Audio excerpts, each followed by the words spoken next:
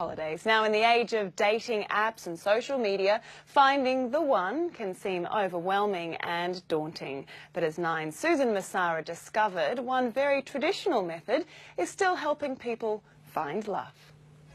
Linda Prescott is a professional matchmaker and says finding a perfect mate is an art. So why do you think traditional matchmaking is so much better than the online methods that we're using today? Well, people choose the wrong people. They don't take the time to get to know someone. I think that relationships these days, they have to have compatibility. And I know compatible doesn't sound romantic, but it's like the foundation. If you've got that to start with, then you can build on the other things. In her 25 years as Cupid, Linda has helped thousands of people find lasting love. We've had 1,106 weddings that we know of. But believe it or not, many of those couples were initially reluctant to be set up. Like Brisbane mechanic Mark Watson. But the thing was, when I first spoke to Linda, I said I didn't really want someone older than me, because Stephanie's actually 5 years older than me.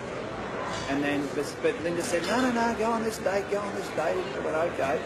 And I was just absolutely blown away. What I do is I look at their patterns, I look at their relationship history, the relationships they've had in the past and how long they've lasted and what were the occurrences that made them either good or bad.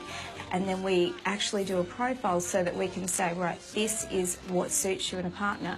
And it's funny because then sometimes people go, no, you know what, I don't want that, I want this. And I go, but you've had that and that doesn't work. So how about we sort of meet somewhere in the middle and we can see if that works. Mark and Stephanie were married last month, 2 years after their introduction.